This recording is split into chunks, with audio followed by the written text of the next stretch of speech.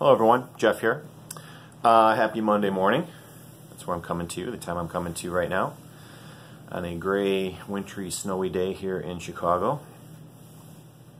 And this video is going to be a little bit of a catch-all video because there's a couple of things that I wanted to get to make videos on, but just haven't had the time here lately, so I'm going to try to crush a couple of birds with one stone. So the first part of this video is going to be a thread response to John over at Vinylizer.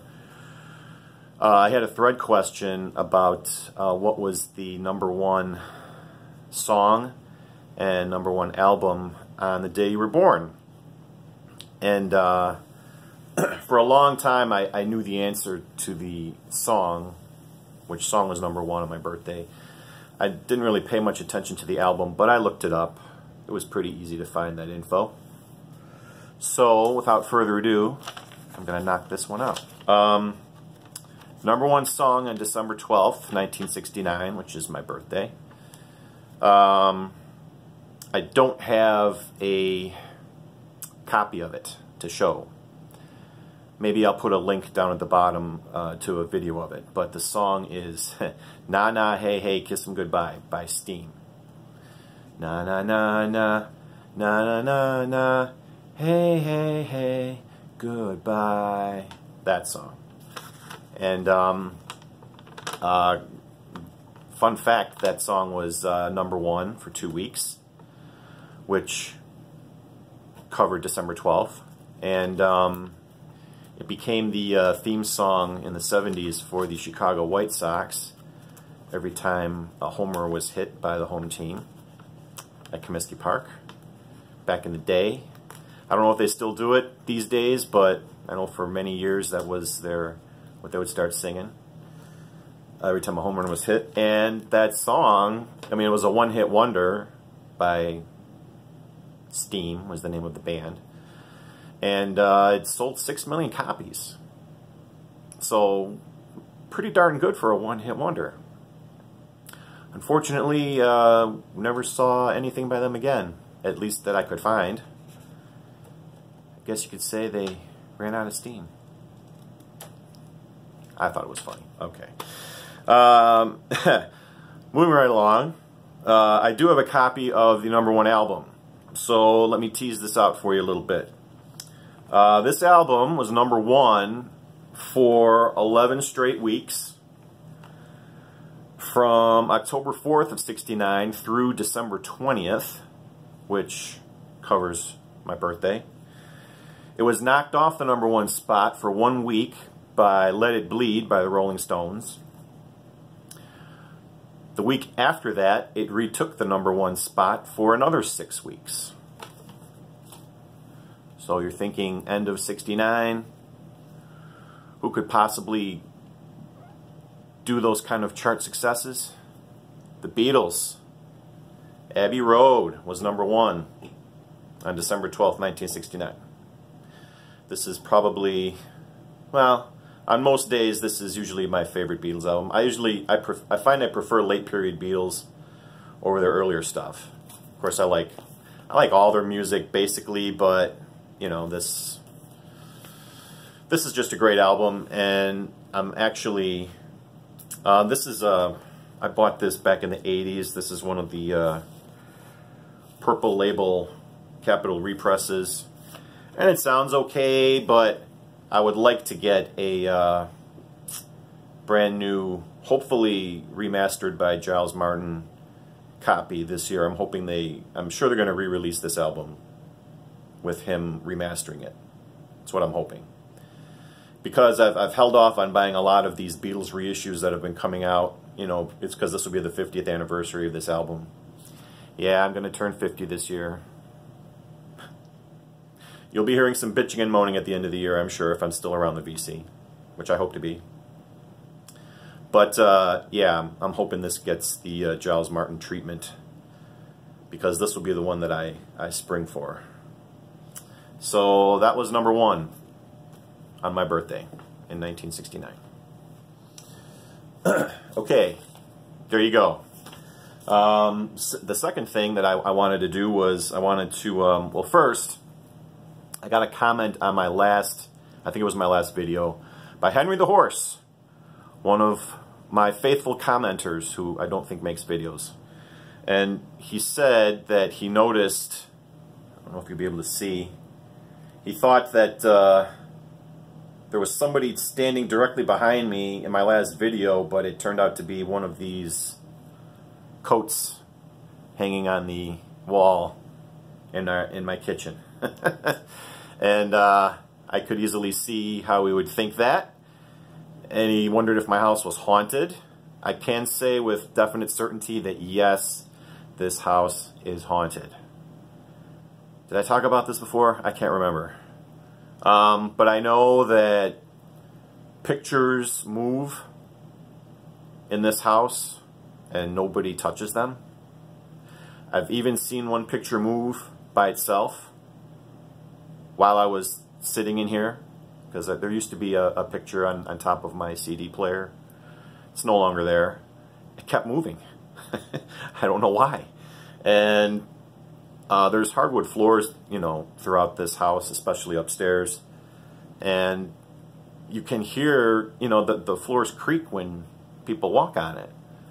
So it'll be the middle of the night and I'll hear the floor creak like somebody's in the house, you know, taking a step. And there have been many times I got up and I'm looking and I'm checking on the kids. They're both sleeping, the dog's sleeping. And it just, even in my bedroom, I've been woken up like, you know, I'm trying to sleep during the day if I'm working third shift, and I'll hear footsteps creaking right up next to my bed. Yeah, so to answer your question, Henry, this house is haunted. I'm kind of used to it now. But the creepiest thing actually happened to my wife when I was at work on 3rd. She actually felt somebody like sitting on the mattress on the bed. Like, you know, you can feel that pressure of someone sitting down. And there was nobody there. Yeah. So they're just happy, friendly ghosts, I guess. Haven't had any problems lately, but there have been weird occurrences here. So the receiver downstairs turns on. To this day, it'll turn on randomly, especially at night.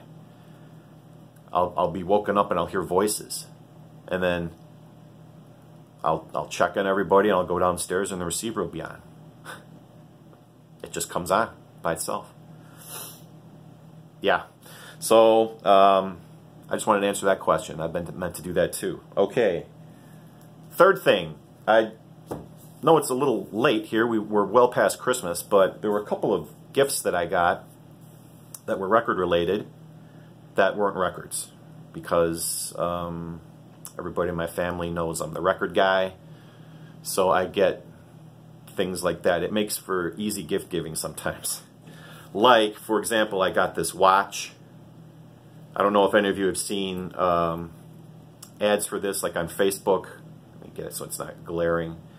You know, the face is a record. The band barely fits me. I'm probably going to need a bigger band put on this watch.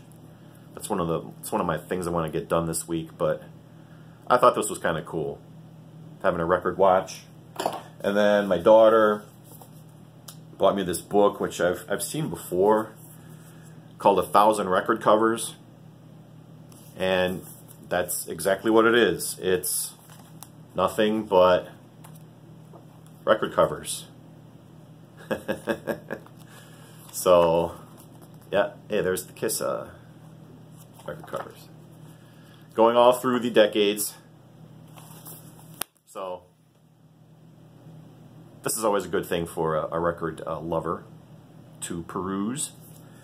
And the last thing was actually something I've never seen before. I don't know if you have. It's called the 100 Albums Scratch Off Bucket List. And what it is this fairly large poster. Let me take it out of the box here and show you, because what it is is you scratch off the albums that you've already listened to. And when you're done, you've got a, oh, let me lean all the way back here. You've got a pretty nice poster that you could frame. So let me try to zoom in here. I can't really see where I'm going, but hopefully you can read some of these titles, like Hotel California, Ziggy Stardust, Saturday Night Fever, Dark Side of the Moon, Let It Bleed, Joshua Tree. These are all, and then you scratch off the silver and you get a picture. There we go. As you can see, these are ones that I have listened to and own. So that was my criteria. I have to have owned this either on vinyl or CD. So out of this 100, I've got about 36 of them scratched off. And it'll be one of those things where I don't know if I'll get every single album on this list, but I think I'll come close. So over the years, as time goes by, something fun to work on, kind of like a bucket list of albums. So I thought that was kind of cool. Actually, my wife's coworker gave this to me because everyone at her work knows I'm a record guy too. So that was a pretty nice present. So yeah. I have ambitious plans this week for videos. I don't know if I'll get to them all. I'm going to try to.